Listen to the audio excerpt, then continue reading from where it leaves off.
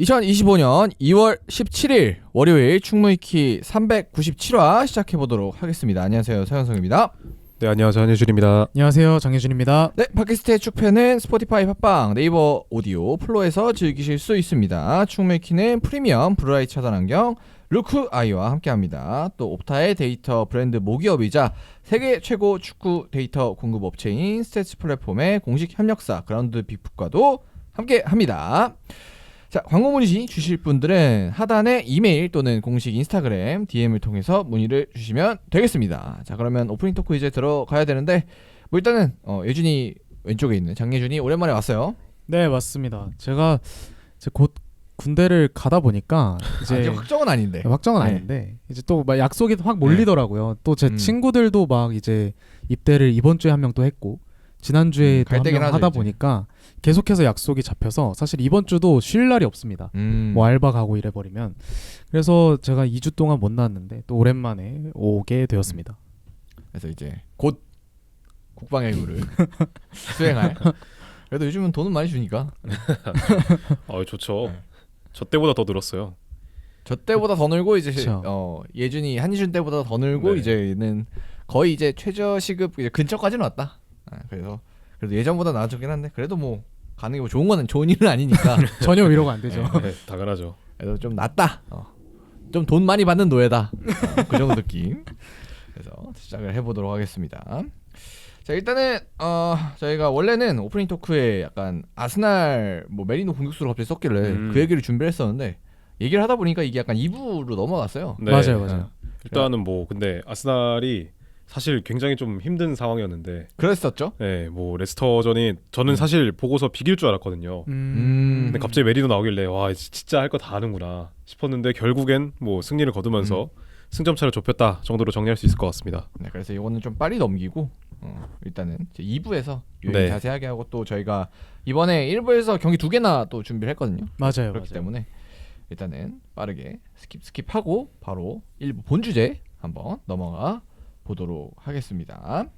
자, 그러면 1부 메인 토크로 가보겠습니다. 1부에서는 2경기 준비했고요. 레버쿠젠 바이언 경기, 또 김민재 선수 활약도 있었고 조금 이제 볼만한 포인트들이 있는 경기라 좀 준비를 짧게 해봤고, 그리고 메인 오늘 경기인 또 토트넘이 오면 토트넘과 맨유의 경기 또 이어서 한번 살펴보도록 하겠습니다. 그럼 짧게 가야 되니까 일단 레버쿠젠 바이언부터 좀 살펴보고 넘어가도록 하죠. 네, 일단은 뭐 뒤에 예준이가 저 토트넘이랑 맨유 경기를 준비해왔다 네. 보니까 제가 레버쿠젠 바이언 경기를 좀 짧게 요약하려고 준비를 해왔어요. 네. 뭐 일단은 결과는 0대0으로 비겼습니다. 네, 일단은 결과는 0대0인데 슈팅 수랑 XG값 뭐 이런 것부터 한번 살펴볼게요. 언더스탯 기준으로 슈팅이 15대2 그리고 XG값은 2.56대 0.07인데 이 숫자가 15, 그러니까 2.56을 XG값을 가져간 팀이 네. 바이언이랑 레버쿠젠입니다. 레버쿠젠이 네. 이제 XG 값이 2.56이 찍혔죠. 그리고 뭐 더 세부적인 스탯은 코너킥은 6대 0, 찬스는 5대 0 이럴 정도로 레버쿠젠이 이거보다 더 일방적이지 없을 정도로 압도했던 경기라고 볼 수 있거든요. 하지만 이제 결론부터 말하자면 레버쿠젠이 득점에 결국에는 실패를 했어요. 이 XG 값이나 뭐 빅찬스가 있었지만 결국엔 득점에 실패하면서 0대0 무승부가 나왔는데, 맞대결 상대였던 바이언과의 격차를 줄여야 되는 레버쿠젠 입장에서는 이번 경기 승점을 따내지 못하면서 우승 경쟁에서 좀 많이 멀어졌다 라고 볼 수 있을 것 같아요. 사실 스탯만 봤을 때는 이게 바이언과 레버쿠젠의 경기라고 볼 수 없을 정도의 좀 일방적인 그렇죠. 경기였잖아요. 네. 근데 저는 궁금한 게 이게 바이에른 뮌헨이 어찌됐든 승점 그 우승 경쟁에서 좀 앞서 있다 보니까 그 부분에 있어서 좀 보수적으로 경기 준비를 해왔던 건지 좀 궁금하거든요. 일단은 뒤에서 경기 내용을 얘기를 하겠지만 지금 질문에 대해서 먼저 답하자면 바이언이 소극적으로 준비해왔다기보다는 레버쿠젠에게 밀려서 조금 어쩔 수 없이 소극적으로 플레이를 하지 않았나 라는 생각이에요. 네, 그러면 본격적으로 좀 내용 들어가 보죠. 네, 일단은 지난 경기들부터 살펴봐야 되는데, 바이 아레나, 그러니까 레버쿠젠의 홈에서 펼쳐진 레버쿠젠과 바이언의 맞대결에서 알론소는 2경기가 있었는데 2경기 모두 제로톱을 사용을 했었어요. 오호. 2번의 경기에서 나겔스만과 투엘 두 감독을 상대했었는데 어찌되었든 간에 제로톱을 사용하면서 전술적으로 압도적인 승리를 가져왔었는데, 이번 경기 마찬가지로 이 주전 자원인 보니페이스랑 시크가 모두 선발로 기용할 수 있음에도 벤치로 내렸고, 비르치랑 텔라를 최전방에 세우면서 더블 제로톱, 뭐 더블 펄스 나인 같은 개념을 가져왔죠. 그러면서 높은 위치에서부터 압박을 가져갔거든요. 이 압박을 가져가면서 꾸준히 전방 압박, 거의 저번에 제가 체이싱과 프레싱에 대한 차이점을 한번 언급드렸던 것 같은데, 체이싱, 그러니까 공을 뺏으려는 정도의 강력한 전방 압박을 가져가고 풀어나올 수 있는 길 자체도 전부 다 차단한 느낌이었어요. 근데 이제 바이에른 뮌헨 같은 경우에는 풀어나올 수 있는 길이라 한다면 키미히랑 무시알라를 좀 대표적으로 예시로 들 수 있거든요. 키미히 같은 경우에는 공을 잡았을 때 킥이나 볼 순환에 도움을 주면서 공을 배급하는 능력이 있고, 무시알라 같은 경우에는 전방 자원이지만 내려와서 공을 잡고 돌아서면서 드리블을 통해서 순간적인 수적 우위를 만드는 장면들이 있는데, 오늘 이 두 명이 모두 막히는 모습이 나왔어요. 특히 무시알라 같은 경우에 이런 드리블 능력을 통해서 바이언의 전방 압박을 당했을 때 풀어내는 능력이 굉장히 뛰어난데, 오늘 요라단타가 이 무시알라를 거의 대인마크에 가깝게 압박을 하면서 무시알라를 거의 무용지물로 만들었다라고 볼 수 있을 것 같습니다. 역으로 생각해 보면은 뭐 당연히 이제 레버쿠젠이 준비를 잘한 것도 있지만 네. 확실히 이제 바이에른 뮌헨의 그 빌드업 전술 자체가 조금 약점이 있는, 그렇죠. 조금 뭔가 하나만 틀어막으면 좀 뭔가 막히는. 네. 사실 여기 두 가지 나왔잖아요. 키미와 그다음에 무시알라. 근데 네. 사실 이제 무시알라는 빌드업보다는 앞에 있어야 되는 선수고, 그러니까 사실상 이제 키미 루트 말고는 명확한 루트가 좀 부족하다는 얘기인데, 그러면 조금 이제 이 콤파니 감독이 아무래도 첫 시즌이다 보니까 좀 한정돼 있는 그런 빌드업 체계, 그러니까 아직까지는 뭐 여러 가지를 만들기 좀 힘들었겠죠. 그래서 그런 부분이 좀 발생을 하고 확실히 레버쿠젠이 잘 노렸다, 뭐 이렇게 봐야 될 것 같네요. 네, 일단은 뭐 바이언의 빌드업 루트가 되게 안 좋았다라고도 볼 수 있지만, 네. 레버쿠젠의 전방 압박 자체가 굉장히 체계적이다 보니까 이 부분에서 바이언이 많이 어려움을 겪었다고도 볼 수 있을 것 네. 같은데, 이렇게 강하게 압박을 들어오다 보니까 바이언 입장에서는 어쩔 수 없이 롱킥을 시도할 수밖에 없었어요. 근데 롱킥을 시도하더라도 이날 레버쿠젠이 센터백을 포함해서 레프트백, 라이트백을 모두 다 센터백 성향의 네. 자원으로 기용을 했어요. 레프트백에는 인카페이가 나왔고 라이트백에는 무키엘레가 나왔거든요. 둘 다 센터백이 가능한 자원들이기 때문에 신체적으로 되게 좋은 선수들이잖아요. 그러다 보니까 바이언이 뭐 이날 선발로 나왔었던 저 코망이나 아니면은 코망이 맞나요? 네, 맞습니다. 네, 코망이랑 올리세 같은 자원들이 어쩔 수 없이 사이드로 롱볼을 뿌려도 신체적으로 어려움을 겪을 수밖에 없었어요. 그리고 네, 사실 중앙에서도 뭐 케인이 있긴 하지만 케인도 공중볼 경합이랑은 좀 멀어진 지 오래됐기 때문에. 네, 그리고 아무래도 상대가 탑소바다 보니까 탑소바랑 요라단타 둘 다 제공권이 좋은 선수들이다 보니까 케인 역시도 밀리는 상황이 나왔고, 이후에 세컨볼 과정에서도 바이언의 이 미드필더 같은 경우에는 좀 뒤로 빠져 있는데 자카랑 팔라시오스가 되게 왕성한 활동량 가져가면서 세컨볼 경합에서도 다 가져왔다. 그래서 레버쿠젠이 주도권을 90분 내내 줄 수 있었다라고 볼 수 있을 것 같아요. 사실 이게 바이에른 뮌헨이 아무리 좀 잘 못 풀어낸다고 하더라도 이런 압박 강도라던가 높은 하이라인을 유지하다 보면은 뭔가 실수가 나온다던가 체력이 떨어지는 좀 장면들을 볼 수 있었는데, 저도 이 경기를 풀로 본 건 아니지만 볼 때마다 뭔가 바이에른 뮌헨이 한 발 더 밀리는 듯한, 계속해서 자신들의 진영에 갇혀있는 듯한 느낌을 좀 받은 것 같아서 이날 레버쿠젠의 체력 상태뿐만 아니라 뭔가 정신력이라든지 팀 압박 자체가 되게 잘 준비되어 있었다는 인상을 받았습니다. 네, 그래서 이렇게 레버쿠젠이 꾸준히 주도권을 잡았는데, 레버쿠젠이 공을 잡고 주도하는 과정에 있어서 가장 중요한 선수는 아무래도 당연히 플로리안 비르츠. 네. 플로리안 비르츠가 거의 온더볼, 옵더볼 모든 상황에서 가리지 않고 뛰어난 영향력을 보여주면서 계속해서 공격을 이끌었는데, 바이언 입장에서는 이런 상황 속에서도 어쨌든 센터백인 우파메커너나 김민재가 이 집중력을 잃지 않으면서 이 레버쿠젠의 공격을 잘 막아냈다라고 볼 수 있었거든요. 그러면서 점점 시간이 지나면서 유리한 쪽은 오히려 바이언이 됐어요. 어찌되었든 간에 지금 승점 차가 거의 8점이 나는 상황에서 레버쿠젠 분데스리가 자체는 34경기잖아요. 그렇죠. 경기수가 좀 적죠. 네, 그러다 보니까 한 12경기 정도 남았는데 8점 차라는 거는 이 레버쿠젠 입장에서는 좀 많이 뒤집기 힘든 상황이 되잖아요. 그렇죠. 레버쿠젠 입장에서 바이언이 한 4경기 정도 미끄러질 때 전승을 해야 되는 상황이다 보니까 결국에는 승점 3점이 필요한 건 레버쿠젠이었기 때문에 바이언 입장에서는 이제 지키기만 해도 우리는 우승 경쟁에서 앞설 수 있다라는 분위기가 나와졌기 때문에 레버쿠젠 입장에서는 득점이 필요한 상황이 됐었어요. 근데 이제 알론소 입장에서는 반대로 이제 딜레마가 됐던 게 잘하고 있잖아요. 그렇죠. 잘하고 있다 보니까 굳이 이 전방 압박에 대한 리스크를 주면서까지 스트라이커를 투입하기 좀 꺼려했던 걸로 보여요. 확실히 뭐 시크든 아니면 네. 보니페이스든 넣으면은 전방 압박의 강도가 좀 줄어들 것이다라는 생각이 좀 있었나 보네요. 그렇죠. 그래갖고 가져갔던 첫 번째 교체 카드가 85분이었는데 85분에 텔라를 빼고 부상 교체 부상에서 돌아온 아미나들리가 나왔어요. 시크도 아니고 보니페이스도 아니고 아미나들리 역시도 스트라이커라고 보긴 어렵죠. 살짝 윙포워드스러운 네, 자원이거든요. 그렇죠. 역시 이 기동력이 뛰어나고 이 전방에서의 활동량이 뛰어난 선수기 때문에 결과적으로 봤을 때 자신의 게임 플랜이 틀리지 않았다는 거를 계속해서 증명하고 싶었던 것 같아요.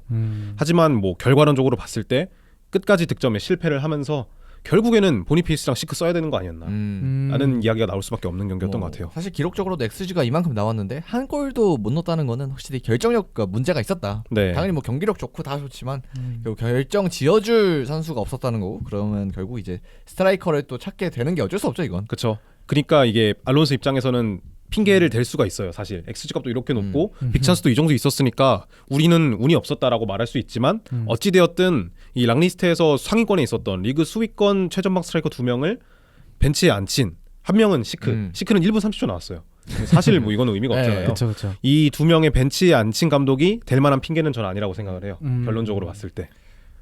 그리고 더욱 이제 이 경기가 꼭 이겨야 하는 또 경기이기 때문에 그쵸. 더 아쉬움이 있을 것 같네요. 사실 수비수 빼고 공격수 넣어도 되는 경기긴 하거든요. 네. 맞아요. 맨 마지막에는 사실 더 몰아붙여도 되지 않았을까 싶었는데 알론소 입장에서는 결국 이러다가 한 골 먹혀서 만약에라도 역전이 지면, 된다면 그쵸. 이 장기적으로 봤을 때 팀에 이게 흔들릴 수 있는 그런 것들이 있다 보니까 이런 리스크를 치고 싶지 않아 했던 것 같아요.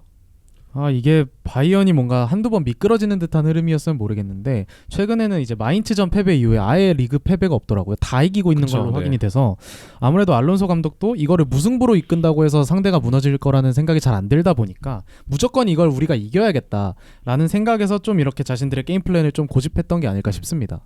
네, 그래서 뭐 경기 내용은 이 정도로 정리하면 될 것 같은데 경기 끝나고도 살짝 그 바이언 팬들이 불만이 가질 만한 이슈가 있었어요. 키커사에서 평점을 경기 끝나고 다 내립니다. 아 그렇죠. 네, 근데 이번에 키커에서 평점을 내린 게 김민재랑 우파메카노에게 3점을 줬어요. 그러니까 이게 5점이 제일 낮은 거고 이제 1점이 갈수록 높은 거죠. 네, 독일 자체 시스템은 그 낮을수록 좋은 거기 때문에 3점이라는 건 어쨌든 간에 평타 무난했다. 네, 무난무난했다라고 볼 수 있는 거잖아요. 근데 반면에 이제 레버쿠젠의 수비수들 같은 경우에는 유라단타가 1점 그리고 나머지 수비 자원들은 2점을 받았거든요. 네, 뭐 사실 뭐 상대에게 찬스를 안 준 거니까 뭐 네. 그것도 납득을 할 만하죠. 근데 이 두 자원들을 비교했을 때 김민재 우파메카노가 과연 더 못했냐? 더 못했냐라고 봤을 땐 저는 살짝 가혹한 측면이 있다고 봐요. 절대 아니죠. 왜냐면 사실 수비수가 당연히 상대한테 찬스를 안 준 것도 잘한 거지만 근데 네. 상대가 계속 공격을 하는 과정에서 그걸 계속 막아내는 것도 사실 잘한 거잖아요. 그렇죠. 그리고 그런 부분도 있는데 바이언 팬들이 불만인 거는 비슷한 경기 양상일 때 김민재 우파메카노한테 줬던 평점이 작거든요. 그렇죠. 상대한테 기회가 없는데 너네가 한 게 뭐가 있냐 라면서 평점을 3점 뭐 4점 이런 식으로 줬었는데 이번 경기에서만큼은 왜 상대한테 공격 기회를 안 줬다고 이 레버쿠젠의 수비진들한테 평점을 높게 주냐. 평가 잣대가 다르다. 네, 이런 이야기가 특히 많고 뭐 특히 요나단타 같은 경우에는 오늘 경기 잘하긴 했지만 어찌 되었든 간에 독일인이라서 이렇게 평점을 높게 주는 게 아니냐라는 식의 이야기가 좀 많거든요. 차별이네. 하긴 우파메카노는 프랑스인이고 네. 김민재는 또 한국인이니까 한국인이고. 둘 다 또 독일인은 또 아니죠.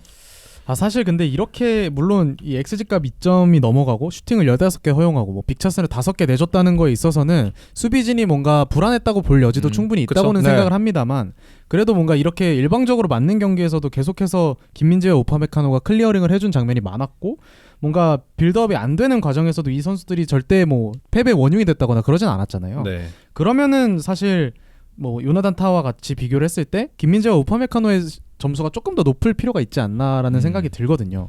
뭐 그래서 지금 스탯 사이트 보고 있는데 김민재가 수비적 행동이 21회, 우파메카노가 19회 이렇게 뭐 당연히 이제 뭐 공격을 맞다 보니까 활동들을 많이 했는데 그럼에도 불구하고 약간 평범했다. 그러니까 사실 이렇게 예를 들어 XG가 한 2가 넘는 그런 경기를 틀어 막았다는 거는 뭐 골키퍼가 그냥 다 잘했을 수도 있지만 결국 그렇죠. 수비진 전체가 좋게 평가를 받아야 되는 건데 뭐 예를 들면은 리버풀과 에버튼이 경기를 했는데 비겼잖아요 저번에. 근데 그쵸. 그때 아마 에버튼 수비진의 평점을 낮게 주는 건 그 말이 안 되잖아요. 그쵸, 그건. 네. 약간 뭐 물론 이제 그건 좀 팀 차이가 있긴 하지만 그래도 약간 경기 양상만 보면은 뭔가 이런 경기에서 수비진의 평점이 그러니까 높지가 않다라는 건 조금 이제 의문이긴 하네요. 그렇죠. 더불어서 품목만 봐도라도 사실 레버쿠젠의 수비진보다 바이언의 수비진 평점이 훨씬 좋아요. 그렇죠. 일단 한 게 그래서 많으니까. 저희가 뭔가 판단을 했을 때가 바로 이런 품목처럼 평점을 주는 게 맞지 않나라는 생각이 들었던 거기 때문에 키커의 이런 평점 시스템이 좀 아쉬웠다라는 말씀을 드리고 싶습니다. 물론 아예 약간 이 품목 같은 스탯 사이트랑 그다음에 키커 뭐 아니면 스카이 스포츠 뭐 BBC 이런 그거는 아예 다르긴 하죠. 좀 다르긴 기준이. 하죠. 이거는 그냥 사람이 주는 거고 네네. 키커나 이런 잡지들에서는 품목 같은 데는 그냥 진짜 시스템 숫자 같은 쌓이는 네. 걸로만 평점을 주다 보니까 사실 바이언 팬들이 앞서 언급했듯이 그 불만을 가진 기준은 두 거와 비교해서 다르다가 아니라 결국에는 이제 바이언이 주도할 때는 너네 왜 이렇게 줘놓고 지금은 왜 이런 식으로 주냐. 기억을 해보면은 이제 한창 이제 김민재 억가 논란 있을 때도 그때도 이제 그쵸. 김민재 할 게 없었는데 막 4점 주고 이러니까 그냥 이제 뭐 못하지도 않고 그다음에 잘하지도 않았는데 그냥 뭐 4점 네. 뭐 이러니까 이제 거기서 좀 이제 그런 게 나왔었는데 그게 약간 김민재에 국한된 게 아니라 약간 바이언이라는 팀에 대한 그런 뭐 억가? 아니면 아무래도 잣대가 좀 높을 수밖에 없다. 기준이 높을 수밖에 없다라고 볼 수 있을 것 같아요. 그래서 뭐 어쨌든 간에 근데 평점은 평점이고 네네. 잘 하고 있는 건 잘 하고 있는 거잖아요. 그런 부분에서 이 우파메카노랑 김민재라는 두 센터백 자원, 두 센터백 듀오에 있어서 저는 개인적으로 이번 시즌이 굉장히 중요하다고 봐요.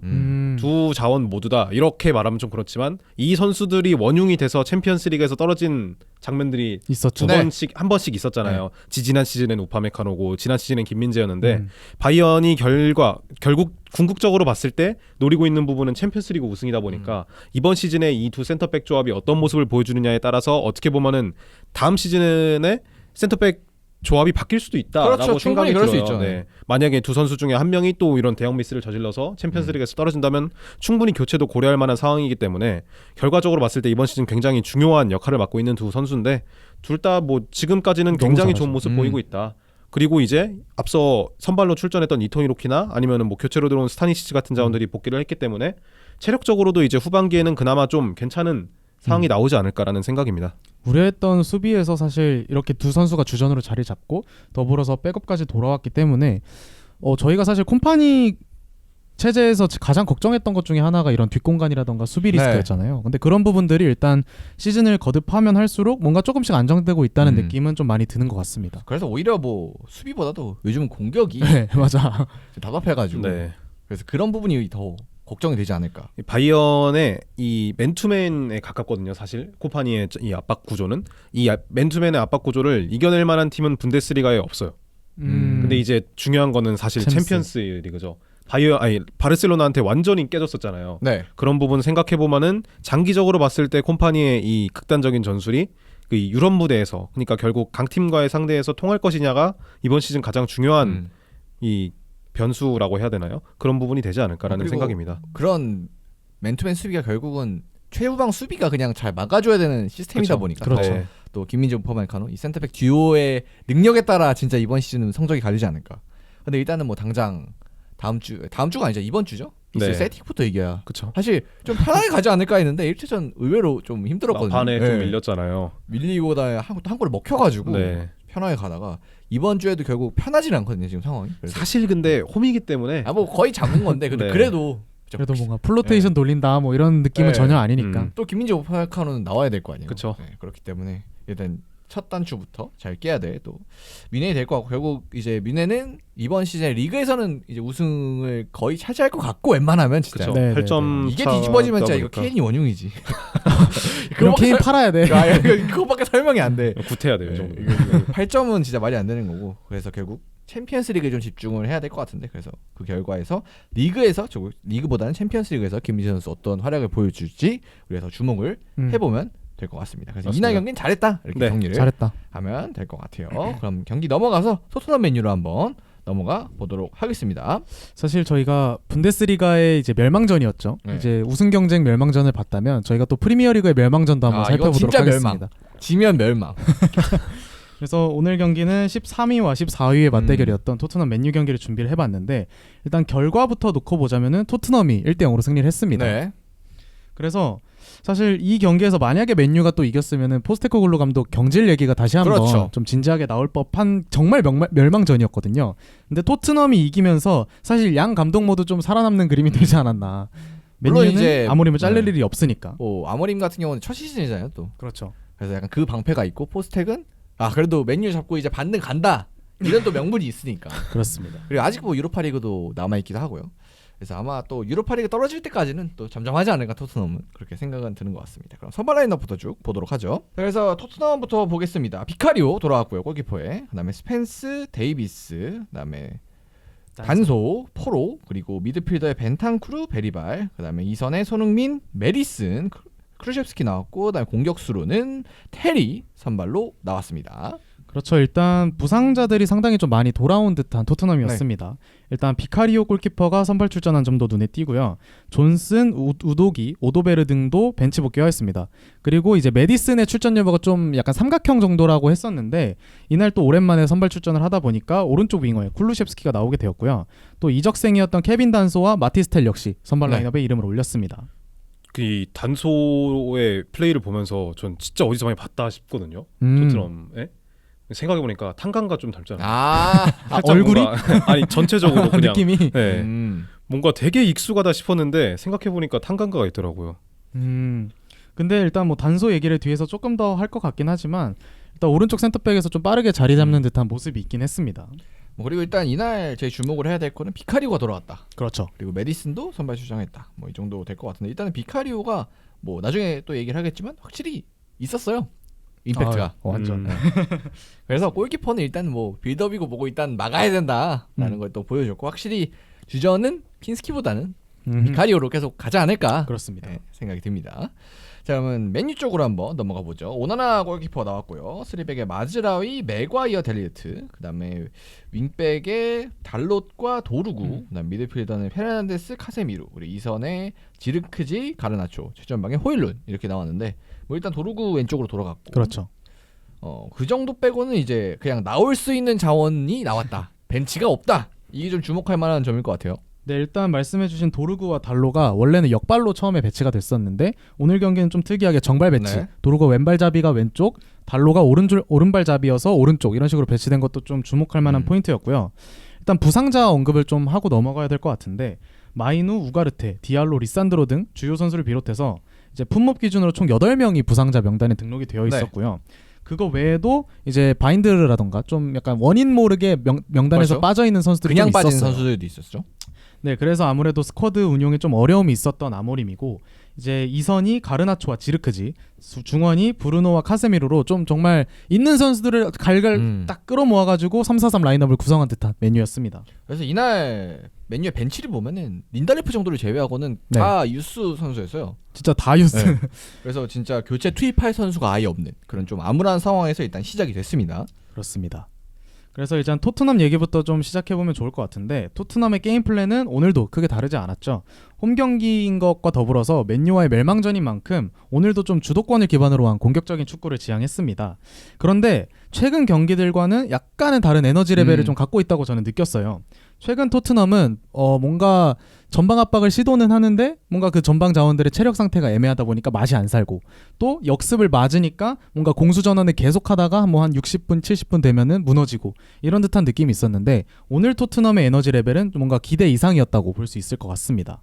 확실히 이게 주중 경기 차이가 좀 큰 것 같아요. 맞아요. 그동안은 뭐 유로파리그 있었던 때도 많았고 그다음에 리그컵 관련해서 또 주중 경기도 있었기 때문에 확실히 주중 경기를 한 팀과 안 한 팀 뭐 지난 경기가 저 지난번에 살펴본 저 바이언 경기 같은 경우는 바이언 저도 주중 경기 했거든요. 그렇죠. 네. 그래서 그런 면이 확실히 차이가 있는 것 같아요. 물론 뭐 오늘도 토트넘이 90분 내내 압박을 되게 잘했다 이거는 아니었습니다만 일단 전반전에 보여준 그 전방 압박 기조라던가 에너지 레벨 같은 경우에는 충분히 자신들의 경기력을 끌어올리기에 나쁘지 않았다 이렇게 보시면 좋을 것 같고 볼이 없을 때 토트넘은 맨투맨 팀 압박을 통해서 상대 빌드업을 저지했습니다. 이게 자주 하는 거죠? 네, 전반전에는 직접적으로 볼을 탈취하는 장면도 꽤 있었고 뺏지 못하더라도 뭔가 짧은 패스를 통한 전개라던가 롱킥 퀄리티를 떨어뜨리면서 상대의 실수를 유발했던 토트넘이었습니다. 그래서 저희가 이제 라이브가 아니라 동영상으로 보시는 분들한테는 이게 또 업데이트가 될 텐데 토트넘의 전후박 압박 비교를 보시면은 맨유전의 전반전에 수비 액션이 11번 그리고 PPDA라고 해서 뭔가 수비 액션 포인트라고 볼 수 있는 게 7.63으로 사실 상당히 좀 괜찮은 전방 압박을 보여줬다고 볼 수 있습니다. PPDA는 저희가 계속 설명해 드리다시피 이제 압박 지수라고 생각하시면 되고 그렇죠. 낮을수록 좋다 이렇게만 보시면 될 것 같고 수비 액션은 이제 태클, 뭐 인터셉스, 클리어링, 파울 등 이제 수비 액션, 그러니까 상대 진영에서 수비 행동을 일으킨 거죠. 그래서 토트넘의 압박이 결국 정리를 하자면 전반전에 굉장히 좋았다 이렇게 보시면 될 것 같습니다. 맞습니다. 그래서 손흥민을 비롯한 앞선의 팀 압박이 높은 강도로 잘 이루어졌고요. 여기에서 파생되는 세컨볼 경합에서도 뭔가 맨유 선수들에 비해서 한 걸음 앞서 있는 듯한 느낌을 받았습니다. 그런데 최근 일정을 보면은 맨유가 토트넘보다 일정상으로 훨씬 널널했거든요. 네. 토트넘은 뭐 FA컵이다, 리그컵이다, 음. 뭐다 해가지고 계속해서 일주일에 2경기씩 치르고 있었는데 오늘 경기는 한 경기만 치르는 토트넘이 상당히 좀 체력적으로 나아 보였던 반면에 맨유는 상당히 좀 일정상으로 널널했음에도 불구하고 상대적으로 둔해 보였던 것이 좀 전반전 흐름을 갈랐던 포인트였던 것 같습니다. 사실 유나이티드가 더 못했다고 보는 게 맞는 게 토트넘은 항상 하던 거 했어요. 그렇죠. 항상 하던 거 했는데 이거를 못 뚫어냈다는 거는 사실 유나이티드 그리고 아모림의 준비가 조금 더 미숙했던 게 아닌가라는 생각이 저는 들거든요. 특히 후방에서 브루노를 제외하면은 유나이티드 입장에서는 빌드업을 주도할 만한 선수가 없었어요. 맞아요. 게다가 이제 윙백을 앞서 언급했듯이 정발로 배치하다 보니까 공을 안으로 집어넣는데 굉장히 힘들어하는 모습이 계속해서 네. 나왔고 맞습니다. 특히 그리고 또 주목할 만한 부분이 호일룬과 지르크지가 전방에서 공을 못 지켰어요. 그냥 호일룬 같은 경우에는 계속 경합에서 밀리고 지르크지는 진짜 그냥 아직도 템포가 혼자 다르더라고요. 그냥 공을 잡으면은 혼자 끌다가 뺏기는 장면들이 계속해서 나오다 보니까 토트넘 입장에서는 정말 쉽게 유나이티드의 공을 뺏지 않았나라는 생각입니다. 맞습니다. 그래서 전반전을 비롯해서 토트넘이 상당히 좀 나쁘지 않은 흐름을 보여줬고 실제로 선제골도 메디슨이 기록을 했기 때문에 상당히 좀 산뜻한 출발을 했던 토트넘이었습니다. 그런데 토트넘 경기력 상승의 원인이 유일하게 체력 회복에 있다고 보기에는 저는 조금 어려웠다고 봤어요. 이날 토트넘이 비카리오, 메디슨, 존슨, 오도베르, 우도기 등이 복귀하다 보니까 스쿼드 운영에 더욱 여유가 생겼고 그 중에서도 비카리오와 메디슨의 선발 출전이 사실 경기력 향상에 상당히 큰 힘이 되었다고 볼 수 있습니다.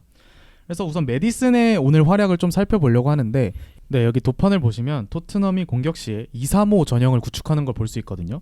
이때 센터백 2명을 뒤에다 두고 풀백들이 좀 중앙 빌드업에 보조를 해주는 식이었는데 이때 메디슨이 상대 포켓 공간에서 기회를 많이 만들어주는 모습을 볼 수 있었고 여기 뒤쪽에 있는 스펜스와 계속해서 자리를 바꾸면서 빌드업을 보조해준다던가 아니면 측면 공격을 도와준다던가 상대가 라인을 높였을 때는 뒷공간 패스를 빡 찔러준다던가 이런 다양한 역할을 수행하다 보니까 메디슨이 있고 없고가 좀 눈에 띄었던 오늘 경기였다고 볼 수 있습니다. 사실 토트넘의 미드필더진이 숫자가 부족하진 않거든요. 뭐 쿨루셉스키도 있고 베리발, 벤타쿠르, 사르, 비수마 등이 있지만 이 메디슨이 맡아주고 있는 이 플레이메이커 롤을 대체해줄 자원이 없다 보니까 메디슨이 나왔을 때의 빌드업 내지는 기회 창출 모습이나 없을 때의 빌드업 기회 창출의 퀄리티가 상당히 좀 다르다는 인상을 많이 받을 수 있었습니다. 뭐 확실히 메디슨이 뭐 이번 시즌에 뭐 부진한 때도 있었고 뭐 경기력적으로 비판을 받던 때도 있었지만 뭐 결국은 필요하다라는 거 확실히 오늘 보여준 것 같아요. 그렇죠. 게다가 오늘 경기 같은 경우에는 제가 근데 계속 딴지를 거는 것 같은데 유나이티드의 저 5-3-2 대형이라고 할 수 있죠. 네, 5-3이죠 오늘은. 네, 저 대형이 오늘 진짜 거의 엉망이었어요. 헐렁했죠. 네, 가르나초 같은 경우에는 저 자리에 위치하지만 거의 뒤쪽으로 빠져서 후방 숫자를 늘리는 데 집중을 했었고 브루노 같은 경우에는 뭐 수비형 미드필더가 아니잖아요.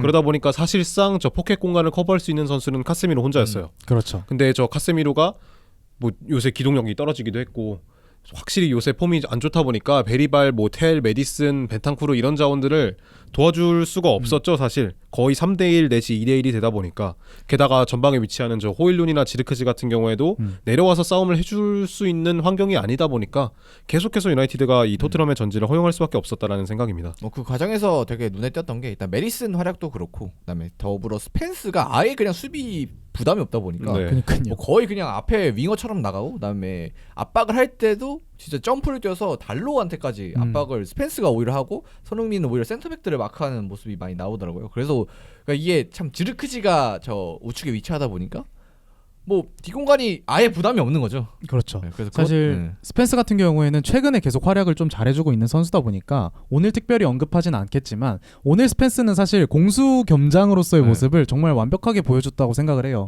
그렇게 공격하는 거, 뭐 드리블하고 크로스하고 측면에서 짧게 연결해주고 이런 것들을 봤을 때는 정말 전성기에 공격 잘하던 그런 풀백들이 생각나게끔 하는 그런 모습을 보여주었습니다.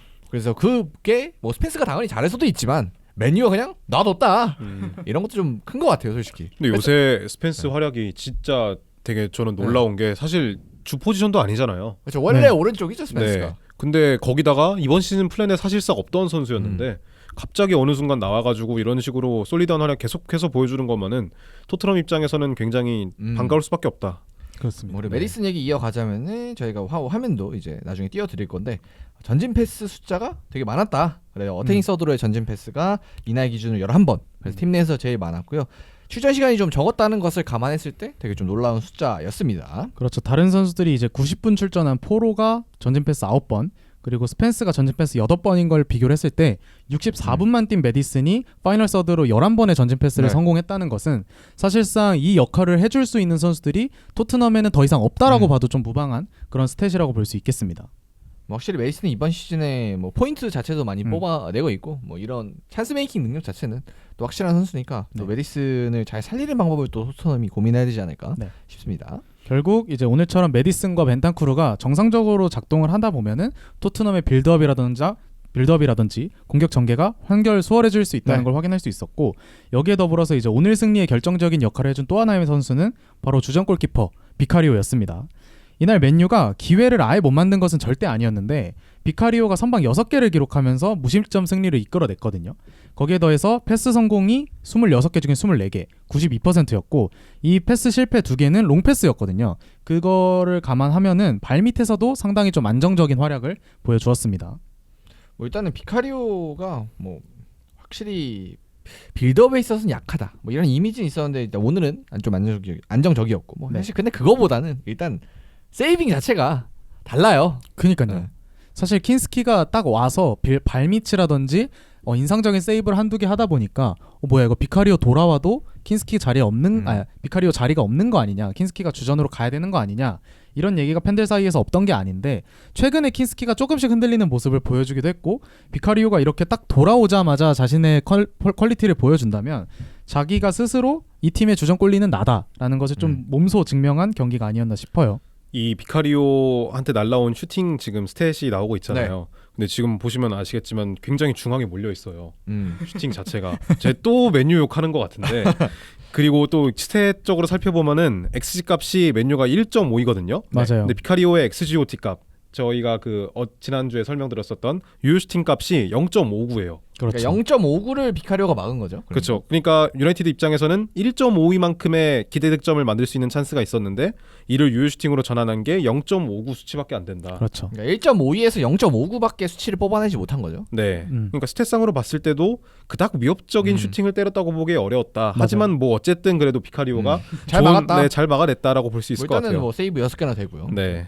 유효슈팅은 잘 온 거는 확실히 안정적이게 좀 처리하는 모습을 보여줬고, 그리고 패스에 있어서도 이날 네. 패스 성공률 92.3%뭐 기록을 해내면서 확실히 뭐 불안한 모습은 없었던 것 같습니다. 맞아요. 사실 비카리오의 단점이라고 하면 이 발밑이라고 많이들 언급을 해주셨는데 오늘 이제 패스맵을 띄워드리고 있지만 전반적으로 패스의 짧은 패스라든지 이런 퀄리티가 괜찮았고 물론 이걸 또 이제 반대로 생각하면 맨유의 전방 압박이 그나마 평소보다 널널했다라고 볼 수도 있겠지만 비카리오가 요 정도의 패스 퀄리티만 보여주더라도 사실 포스테코글루 감독 입장에서 사실 거의 리스크가 많이 줄어드는 그런 상황이라고 볼 수 있겠죠. 그래서 여기까지 토트넘의 칭찬을 많이 했다면 여전히 토트넘의 박스 장악력이 다소 아쉬웠던 것은 한번 언급하고 싶어요. 이날 토트넘은 전체적으로 경기를 계속 주도했고 공격 상황이 상당히 많았습니다.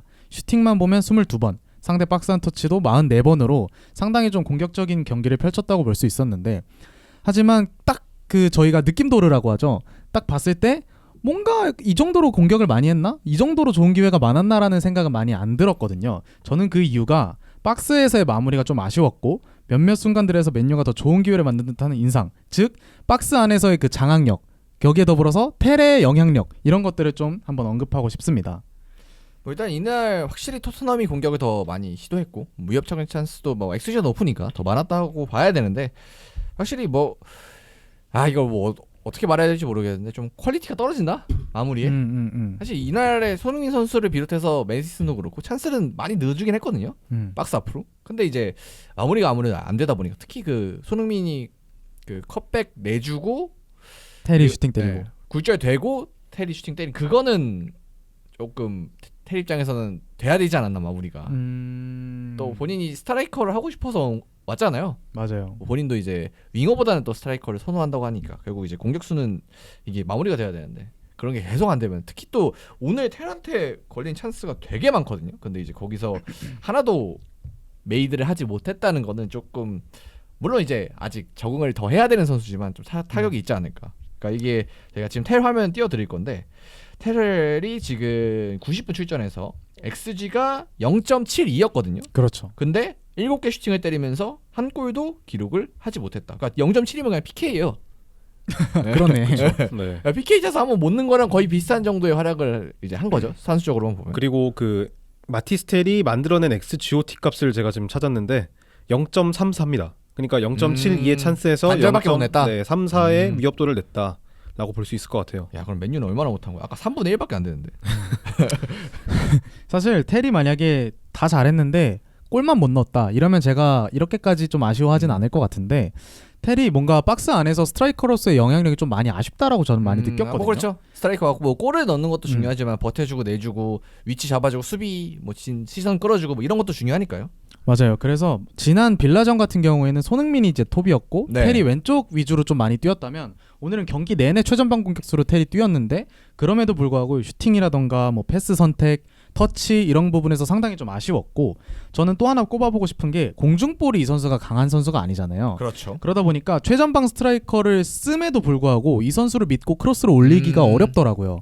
그래서 토트넘의 공격 선택지를 보시면은 크로스 상황이 왔을 때 텔이 아니라 다른 선택지를 좀 고려하는 오히려 파포스트를 보고 넓게 공을 넘겨주는 그런 듯한 상황이 많았다 보니까 이 텔이라는 최전방 공격수를 썼을 때 메리트가 생각보다는 좀 크지 않을 수 있겠구나라는 생각을 많이 했습니다. 쓸 이유가 없다. 사실 뭐 손흥민을 쓰나 텔을 쓰나 뭐 크로스 안 되는 건 마찬가지고. 그렇죠. 뭐 그리고 솔직히 연계나 아니면 이런 여러 부가적인 부분에 있어서 텔이 활약을 못하면 사실 손흥민에 비해 나은 게 없는 거죠. 그렇죠. 물론 뭐 공격수로서 슈팅을 시도해주고 등을 져줄 수 있는 선수 자체가 있다는 거는 큰 의미가 있을 수 있겠지만 텔이 이것보다 더 좋은 활약을 해줘야지 토트넘 공격이 제대로 살아날 수 있을 거라고 생각이 들고 이 부분에 있어서 이제 솔랑케와 히샬리송이 올 시즌의 폼이 사실 나쁘지 않았기 때문에 상대적으로 텔의 이런 모습들이 조금 더 아쉽게 느껴지는 것 같습니다. 뭐 그리고 지금이야 사실 텔이 무조건 나와야 되지만 어쩔 수 없이 네. 이 멤버상. 근데 히샬리송이 이제 조금 지나서 복귀한다고 가정했을 때는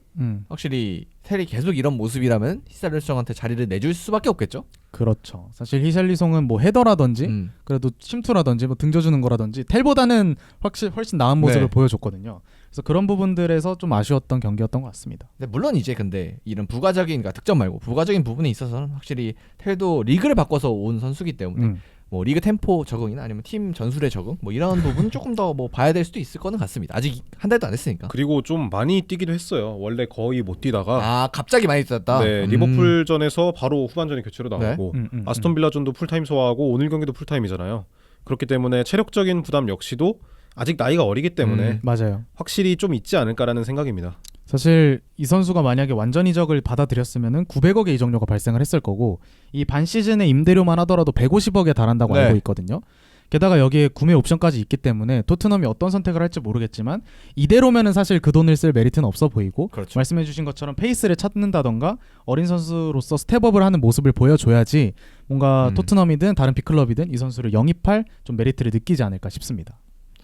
그래서 일단 뭐 텔은 뭐 이 경기만으로 판단하기 좀 이른 선수고 뭐 일단 확실히 좀 더 봐야 되는. 근데 이제 이 경기 자체는 좀 아쉬웠다. 이렇게 맞습니다. 정리를 하면 될 것 같습니다. 그럼 이제 토트넘 말고 이제 맨유로 넘어가야 되는데 뭐 이미 좀 하긴 했는데 그래도 좀 봐야죠. 저는 근데 솔직히 맨유가 이것보다 잘하기 어려운 상황이었다고 생각을 해요. 개인적으로. 뭐 그렇죠. 일단은 멤버 자체가 그냥 한정적이었고 사실 이 멤버 말고 쓸 멤버가 없었고 그리고 이 멤버로 나왔을 때 과연 무엇을 해야 하나 라고 물었을 때는 약간 대답을 찾기가 좀 쉽지 않긴 하죠. 멤버 자체가. 그래서 어떻게 어려웠냐라고 살펴보면은 역시 가장 아쉬웠던 것은 스쿼드 상태였죠. 이제 앞서 언급한 것처럼 이날 맨유가 공식적으로 8명 이상 부상으로 빠지다 보니까 스쿼드가 완전 박살난 상태였습니다. 특히 우가르테, 리산드로가 이탈하면서 중원 숫자라던가 에너지 레벨 이런 부분에서 싸울 때 상당히 좀 밀린 모습을 보여줬고 디알로가 이제 시즌아웃 부상을 당하다 보니까 공격진에서의 다양성도 상당히 줄어들게 되었죠. 게다가 벤치에는 린델로프를 빼면 모두 유스 선수였기 때문에 교체를 통한 분위기 반전도 노리기 어려웠습니다. 그래서 90분에 공격수 오비 마르틴을 투입한 것이 전부였고 교체가 필요한 순간에 선수들이 몸을 풀지도 않고 있는 그런 좀 암울한 상황이 연출되기도 했죠. 사실 이 계속해서 언급하는 달로랑 도르구의 이 위치를 봤을 때만 하더라도 정발로 배치가 됐잖아요.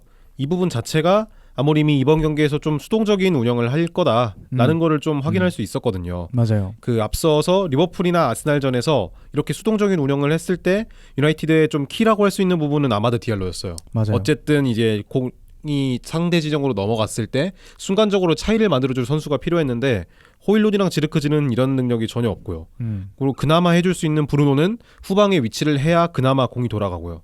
이러다 보니까 유나이티드 입장에서는 뭐 어떻게 할 수가 없는 거죠. 그래서 이날 아모림과 맨유가 준비해온 게임 플랜을 좀 살펴보면 일단 기본적으로는 지역 방어를 바탕으로 한 선수비 후역 수비였습니다. 말씀해주신 것처럼 주도적인 경기를 풀기에는 좀 한계가 있다고 판단해서였는지 기본적으로 좀 수비하는 좀 체제를 택했고요. 아까 보여드렸던 화면처럼 5-4-1 내지는 5-3-2를 바탕으로 지역 방어를 기본적으로 하는 모습을 보여주었습니다. 특히 지르크지를 전개 연결고리로 좀 활용하는 듯한 모습이 있었거든요. 미드필더로 내려와서 뭔가 볼을 풀어준다던가 아니면 호일룬 옆에서 좀 보조해주는 세컨 스트라이커로서 활용하는 역할도 있었고 이것이 사실 저는 지르크지가 맨유에 와서 맡았던 역할 중에 그나마 이 선수한테 잘 맞는 역할이라고 저는 생각을 했습니다. 하지만 말씀해주신 것처럼 뭔가 이 선수들이 전방에서 볼을 키핑해주지 못하는 모습들 그리고 템포를 잡아먹는 듯한 모습들 이런 것들이 나왔던 점은 아쉬움으로 꼽을 수 있겠네요. 근데 일단 저는 저 5-3-2 정도로 봐야 되는데 오늘 체제가 결국 아모림이 지금까지 스포르팅에서 해왔던 그 게임 플랜 A가 있었고 네. 그거를 메뉴에 이식하기 위해서 지금 굉장히 노력을 하고 있는데 근데 어쨌든 이번 경기에 한정해서 보자면은 스쿼드적인 어려움이 있고 그거에 맞춰서 좀 변화를 준 거잖아요. 근데 이제 굳이 변화를 줄 거였으면 그러니까 이왕 줄 거 좀 화끈하게 하는 게 어땠을까 이렇게 애매하게 하지 말고 왜냐면 저게 이게 뭐 선수들을 대입을 해보면 이게 약간 저게 되나 싶은 거긴 하거든요. 물론 이제 꼭 3백을 써야 되고 나는 무조건 이 뭔가 3-4-3에 가까운 빌드업 형태가 중요하다고 하면 어쩔 수 없겠지만 근데 저 멤버로 저게 되나 물론 지금까지 맨유 아예 풀스쿼드라고 해도 그게 안 될 수도 있지만 근데 오늘은 조금 그러니까 기왕 좀 변화할 거면 확실하게 변화하지 한 점 아쉬움이 있었던 것 같아요. 근데 제가 맨유를 오히려 너무 낮게 보는 건지 저는 맨유가 이 이상의 퍼포먼스를 낼 수 없는 팀이라고 자꾸 생각이 들거든요. 그래서 저는 말씀해주신 그런 단점들이라던가 뭔가 조금 더 그런 부분에서 유동적이었으면 어땠을까 하는 생각이 듦과 동시에 그래도 맨유가 지금의 스쿼드로 할 수 있는 최선의 경기를 했다. 펼치지 않았을까라는 생각이 들거든요. 근데 뭐 XG도 아까 뭐 1.5 정도 네. 만들었으면 사실 못 만든 것도 아니고 그래서 전반전 동안 실점 장면을 제외하면은 토트넘에게 일방적으로 쳐맞았다고 하긴 좀 어려워요. 토트넘의 전반적인 XG 값이 총 1.01이었는데 그 중에서 메디슨의 득점이 0.7이거든요. 그러면은 전반전 XG에서 실점 장면을 빼면은 거의 실점 위기를 맞지 않았다고도 네. 볼 수 있고 거기에 더불어서 공격에서도 간헐적인 역습을 통해 몇 번의 좋은 찬스를 만듭니다. 특히 10분에 나왔던 호일룬의 침투 장면을 보면은 볼 따낼 각이 보이자마자 이선을 비롯해서 맨유 선수들이 빠르게 백업을 와주거든요.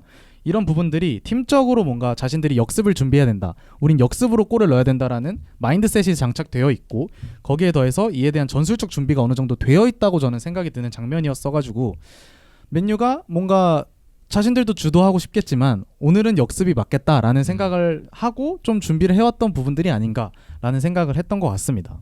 그래서 실점 이후에는 압박 강도를 어느 정도 높이면서 공격 시도하는 듯한 모습을 보여주기도 했는데 결국 패배했던 것은 저는 결정력 문제라고 봐요. 저는 만약에 여기서 한두 골이 들어갔으면 승점 1점 이상을 충분히 따낼 수 있는 경기를 했다고 생각을 합니다. 뭐 아쉬운 찬스가 많았죠. 뭐 가르나초 1대1에서 하늘로 날린 것도 그렇고 네. 지르크지에다 살짝 벗어난 것도 그렇고 네. 그리고 가르나초가 뭐 좋은 슈팅 날렸는데 그런 것들이 비카리오한테 막히기도 했고요. 그래서 이런 것들이 들어갔다면 충분히 승점 따낼 수 있었을 것 같고 슈팅이 16번, XG 값이 1.52, 빅찬스가 2번 있었기 때문에 맨유가 이걸 단순히 그냥 일방적으로 경기력이 털렸는데 못 이겼다기보다는 그래도 뭔가 지금 할 수 있는 거에서는 어느 정도 했지만 그래도 한 끗이 부족했다. 이렇게 저는 좀 변호를 하고 싶습니다. 근데 확실히 이렇게 부상자가 많고 교체를 아예 활용할 수 없는 뭐 그런 현상 그런 상황에서라면은 좀 현실적으로 뭔가 하기가 어렵긴 하죠. 그렇죠. 근데 이제 뭐 그럼에도 불구하고 XG에서도 2.23 대 1.52 차이가 좀 나고 슈팅도 뭐 어쨌든 22 대 16으로 밀리고 그다음에 특히 이 필드 텍트 수치에서 56.8 대 43.2로 조금 뒤졌다. 라는 것에 있어서는 좀 만족하기는 어렵지 않을까 맨유 팬분들 입장에서. 그래서 저는 가장 맨유에서 오늘 잘 안 됐던 부분이 바로 중원 싸움이라고 생각을 하거든요. 이게 아무래도 말씀해주신 카세미로와 브루노의 조합이 수비적으로 구멍이 너무 크고 진짜 어쩔 수 없죠 이거는. 거기에 더불어서 그걸 그나마 막아주던 선수가 리산드로의 쉬프트였는데 그마저도 오늘은 사용할 수 없는 상황이었다 보니까 이거는 오히려 오늘 아모림이 전술적으로 준비가 아예 안 됐다라던가 오늘 나왔던 선수들이 뭔가 자신에 맞지 않는 옷을 입었다 이것도 있지만 저는 이 스쿼드를 만들고 떠난 터나누와 지금 이 부상자가 8명 넘게 나온 맨유의 이 참혹한 상황이 만든 좀 눈물이 앞을 가리는 결과가 아니었나 싶어요. 이거는 사실 어쩔 수가 없죠. 물론 이제 더 잘했으면 이겼을 수도 있겠지만 근데 이제 상황 자체가 좀 그런 부분들을 고려해야 된다라고 좀 정리를 해보면 될 것 같습니다. 자 그럼 후토크 부분으로 넘어가서 이제 토트넘 얘기부터 시작을 해볼 텐데 이렇게 되면 이제 서두에서도 잠깐 얘기했지만 포스테코글루 감독의 직업적 안정성이 좀 더 늘어난 경기다. 네. 그렇죠. 그렇게 봐야 될 것 같아요. 토트넘이 리그 2연승을 달성을 했습니다. 제가 찾아보니까 토트넘이 리그 2연승을 직전에 기록했던 게 지난해 9월이더라고요. 와 그렇게 오래됐어요? 10월 5라운드 6라운드를 연승한 이후로 지금 두 번째 네. 리그 연승을 기록을 한 거였거든요. 그 정도로 토트넘의 올 시즌이 상당히 좀 다사다난했는데 오늘의 승리로 지난주에 쓰린 상처 즉 리그컵과 FA컵을 동시에 떨어지는 그런 아픈 상처를 조금은 씻어낼 수 있는 그런 결과를 맞이했습니다. 리그만 보면 브렌트포드전 맨유전 2연승에 더해서 2경기 연속 클린시트를 기록했다 보니까 이 부분도 상당히 팬들 입장에서는 기분 좋은 포인트가 될 것 같아요. 그리고 확실히 이제 점점 부상자들도 돌아오고 있고 센터백들이 돌아오는 시점에서는 확실히 좀 반등의 기미를 마련할 수 있겠다라는 거는 좀 확인을 이번 경기에서 좀 할 수 있지 않았을까 싶습니다. 그리고 뭐 팰리스와 에버튼이 승점 30점이긴 하지만 13, 14위 간의 멸망전을 승리했다는 점도 사실 팬들 입장에선 기분 좋은 포인트일 것 같고 그래서 이번 경기를 통해서 진짜 강등 걱정은 진짜 아예 안 해도 된다라는 걸 좀 다시 한번 확인하지 않았나. 그쵸. 그리고 뭐 근데 잘 모르겠어요. 이게 포스텍이 빨리 나가는 게 팀에 좋은 건지 아니면은 어떻게든 이번 시즌을 꾸역꾸역 버티는 게 좋은 건지 잘 모르겠는데 만약에 전자의 생각을 가지고 계신 분들이라면 차라리 계속 져서 그냥 나가라 이렇게 생각하시는 분들도 있지 않을까라는 생각도 듭니다. 근데 뭐 이거는 사실 매물을 누구를 구하느냐에 따라 다른 문제라 이거는 뭐 토트넘 보드지지 않은 이상 판단할 수가 없지 않을까. 그렇죠. 상황에 따라 너무 다르니까. 그렇죠. 근데 확실한 건 이제 좀 다음 시즌에 변화가 필요해 보이는 건 성적 여하에 관계없이 뭐 거의 뭐 예를 들어 갑자기 포스텍 유로파 우승을 하지 않는 이상 유로파 우승하면 이제 그 바로 맨유, 이제 동상 가야지. 맨유의 그 테나의 길을 걷자. 근데 전 그래도 테나의 길을 걸어도 사실 유로파 우승 정도면 토트넘은 동상 하나 만들만 하지 않나. 토트넘이요? 네. 그렇죠. 지금 없어요. 토트넘은 최근에 뭐가 칼링컵 하나 딴 게 단가. 그 저메인 대포 있을 때 그때잖아요. 0708 이때쯤이었던 것 같은데 그 이후에 컵이 아예 없기 때문에 드디어 아우디컵에서 벗어날 수 있는 뭐 그렇긴 한데 근데 뭐 그거는 가능성이 좀 크진 않으니까 솔직히 네. 유로파는 좀 힘들거든요. 네. 그래서 봐야 될 것 같은데 일단은 뭐 여러 가지 상황은 있는데 지금은 안정적이다 라고 전화가 된 것 같습니다. 네, 반면에 맨유는 멸망전의 패자였죠. 리그 15위까지 떨어지는 처참한 성적표를 받아들었습니다. 풋몹을 살펴보니까 아모림 체제에서의 승률이 29%더라고요. 이게 아마 리그 성적일 것 같은데 평균 승점이 1.0입니다. 14경기에서 14승점을 얻었어요. 이 정도면은 그냥 평범한 중위권 팀 그 이하인데요? 이게 아마 옛날에 아르테타가 부임 초기에 14를 한번 한 적이 있을 거예요. 그래서 그때 정말 조롱의 대상이 됐던 기억이 있는데 아모림이 이제 부임하자마자 14경기에서 평균 14점, 그러니까 평균 승점 1점을 기록하는 좀 기염을 토했습니다.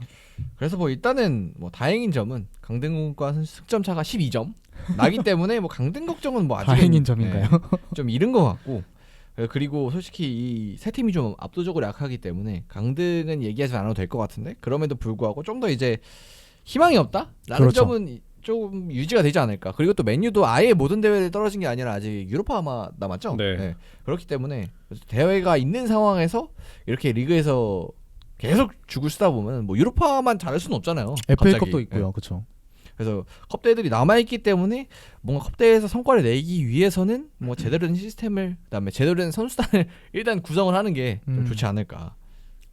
물론 지금 맨유 상태가 베스트 11을 꾸리기에도 어려운 상태가 된 건 맞아요. 당장 뭐 아마드가 시즌 아웃이 된다면 윙어 포지션을 짜는데도 상당히 좀 부담스러워진 상태고 그렇죠.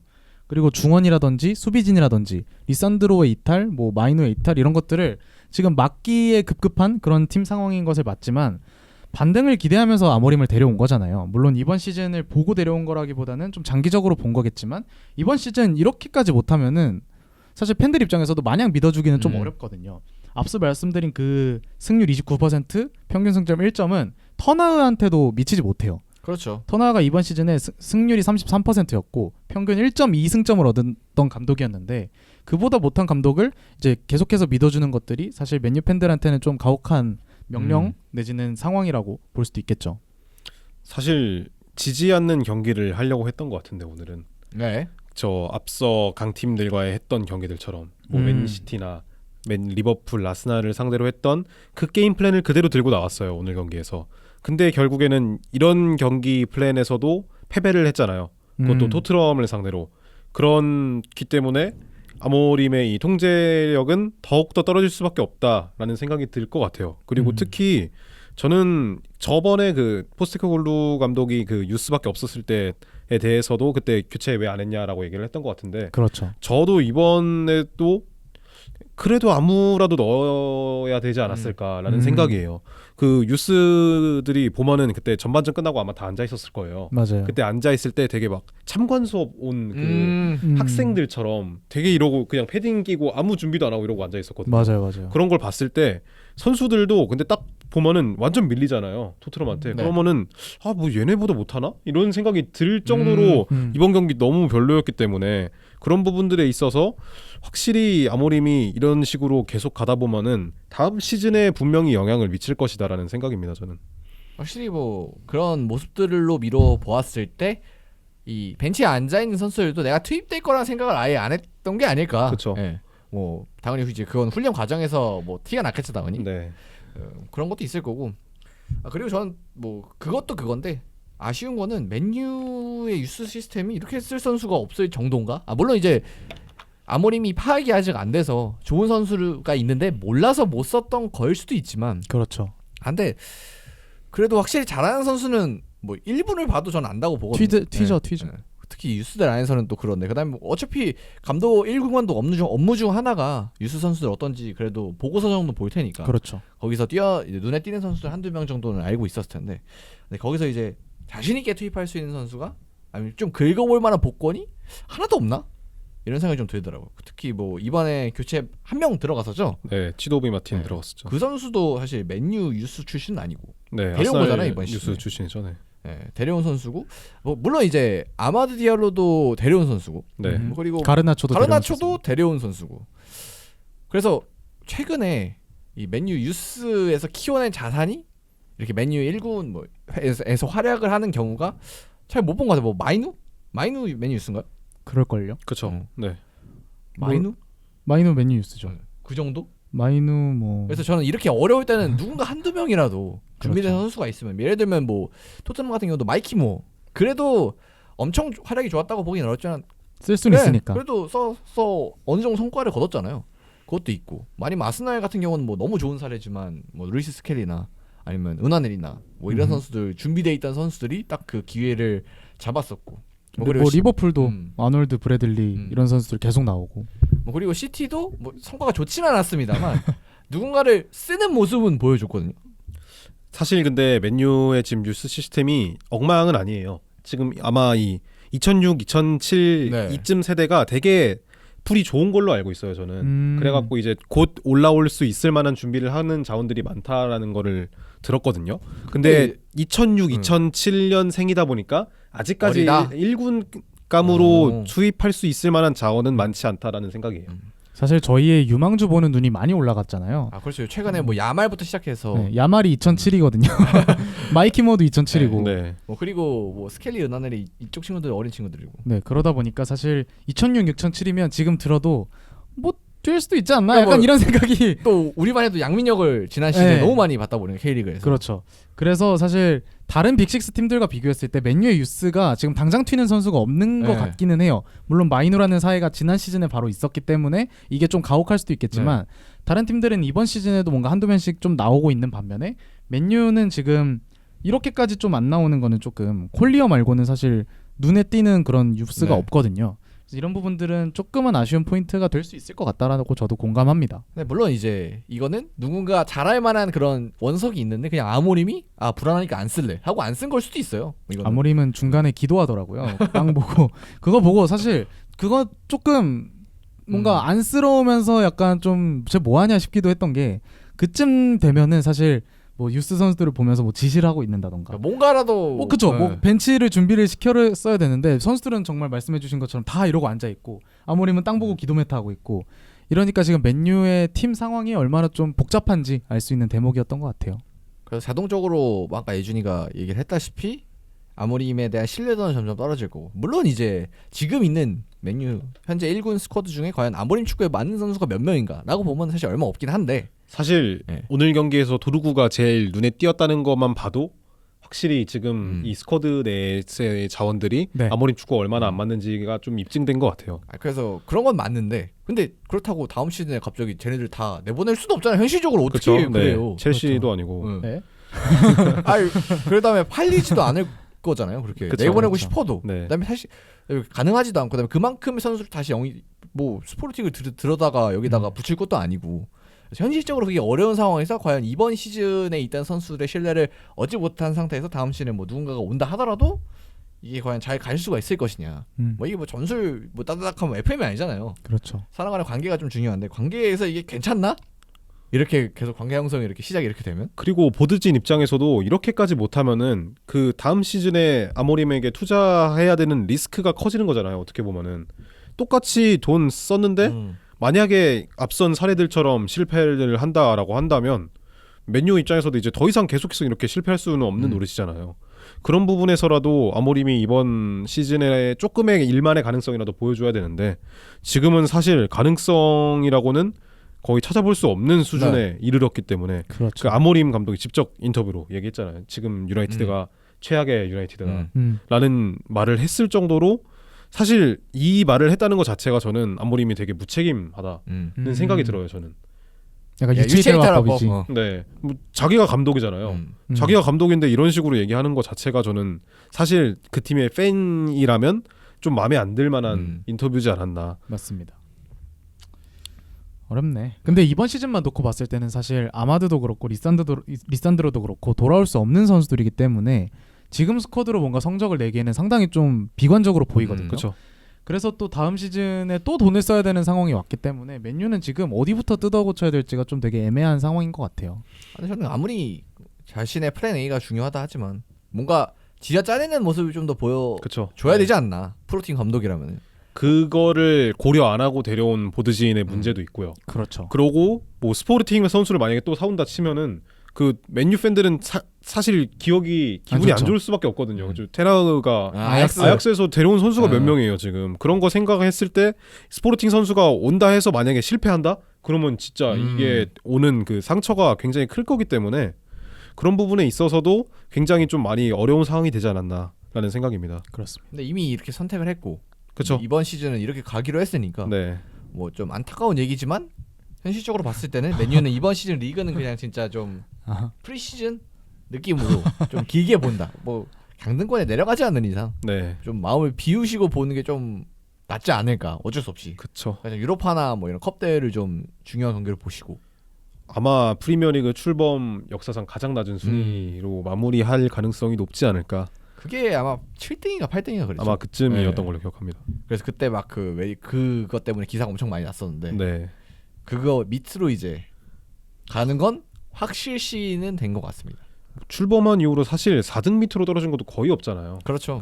퍼거슨 때만 하더라도 최고로 안 좋았던 성적이 3등이었으니까. 네. 야, 근데 지금 순위표를 다시 한번 봤는데 팰리스가 승점 30점이고 에버튼이 30점이고 맨유가 29점이거든요. 근데 사실 뭐 한 점 차라고 볼 수도 있겠지만 앞선 두 팀이 마이너스 3, 마이너스 4의 골득실을 보여주고 있는데 맨유 골득실이 마이너스 7이에요. 이거는 사실 골득실만 놓고 보더라도 지금 순위가 맞다는 뜻이거든요. 그렇기 때문에 맨유의 반등 포인트가 거의 안 보이는 이 상황에서 아모림이 어디까지 순위 방어를 할 수 있는지도 좀 지켜볼 만한 포인트가 될 것 같습니다. 솔직히 지금 이번 시즌에 약간 강등 경쟁이 편해서 그렇지. 만약에 평범한 시즌이었으면 진짜 진짜 이거는, 강등됐을 수 있어요. 강등권에서 막 싸움을 하고 있을 만한 순인데 뭐 어쨌든 뭐 다행히 이번 시즌에 그럴 일은 없을 것 같습니다만 그렇습니다. 근데 이거는 과연 이제 뭐 이번 시즌은 진짜 뭐 이건 물 건너간 거고 과연 다음 시즌에 이걸 어떻게 수습을 해야 될지 이 사태를 이거는 진짜 보드진이 좀 고민을 해봐야 되는 문제지 않을까. 사실 뭐 감독도 그렇고 선수들도 그렇고 이거는 이미 이 떨어져 버린 이 배를 어떻게 끄집어 올릴 힘이 없거든요 지금. 그나마 이제 그 통나무 혼자 들고 있던 아마드가 가버려가지고 네. 통나무에 깔렸어. 그렇죠. 그래도 어쩔 수 없으니까. 리산드로 그렇고 아마드도 그렇고 사실 다음 시즌 초까지도 뭐 못 볼 거잖아요. 그렇죠. 리산드로는 지금 25년 말 26년 초 얘기까지 나오고 있기 때문에 이거는 좀 상당히 좀 암울한 상황입니다. 그래서 좀 어떻게 해야 될지는 진짜 보드진이 좀 심각하게 고민을 해야 되지 않을까 싶습니다. 자, 그러면 1부 여기서 마치고요. 2부로 한번 가보도록 하겠습니다. 골을 넣은 순간의 환희 응원하는 마음 안고 달려 녹아내리는 열정의 춤사위 모두 함께 웃는 이 순간 충무위기 시청해주셔서 감사합니다.